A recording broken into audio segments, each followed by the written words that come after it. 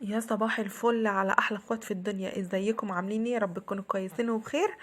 بصوا بقى، انا الاكله دي انا مصوراها بالليل حوالي الساعه 9:30 اهو، بس يا دوبك كنت لسه مطلعاها من الفريزر. هي معرفش الشتا دي بتاكل كده ليه. يعني عقبال ما خلصت الاكل كانت الساعه 12. تمام، في حد ياكل كبده وقلب الساعه 12 بالليل؟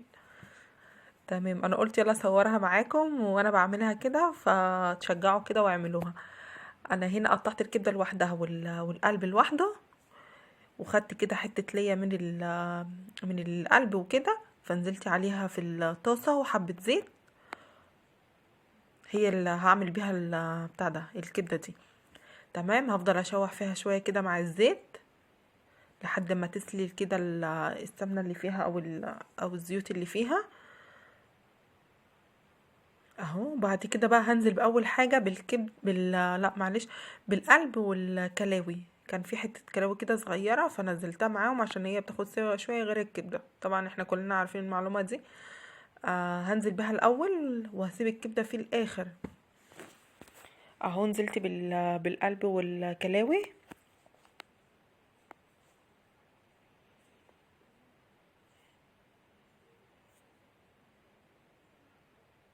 يلا، والفيديو شغال كده حطي لي لايك في الفيديو، حطي لي لايك واشتركي في القناه وفعلي لي الجرس عشان يوصل لكم كل فيديو انا بنزله.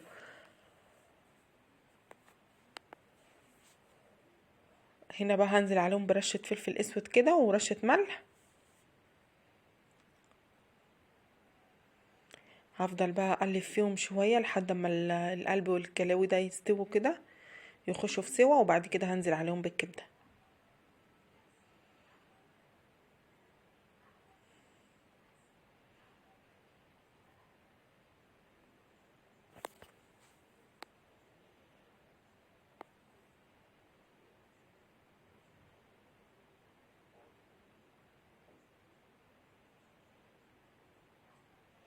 بصوا كده خلاص، هي كده يعني الميه اللي فيها نشفت خلاص.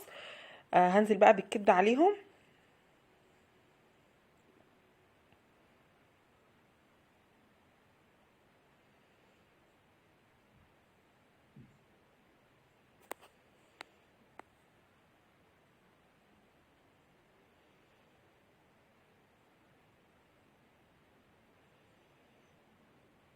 هفضل بقى اديها تقليبه كده كويسه.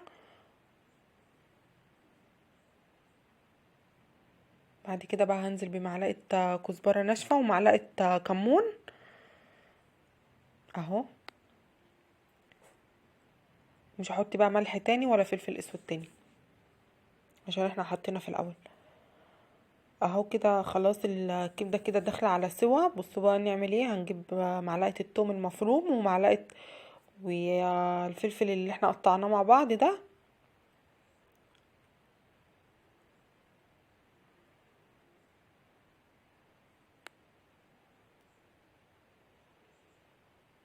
اهو. هنعمل كده، هنوسع كده شويه وهننزل بيهم في النص، وشموا بقى الريحه.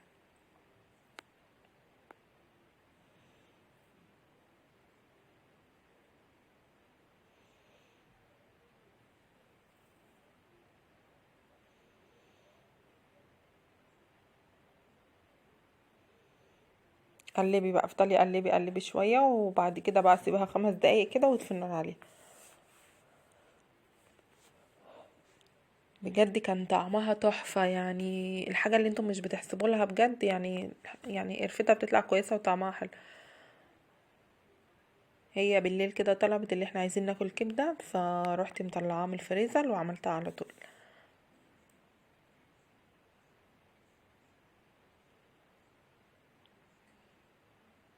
بصوا كان هو ده بقى شكلها. كنا قدمنا معاها طماطم كده متقطعه وفلفل وشيبسي، بس كان هو ده كان العشاء بتاعنا. يلا شوفوا وشكم على خير، والسلام عليكم ورحمه الله وبركاته.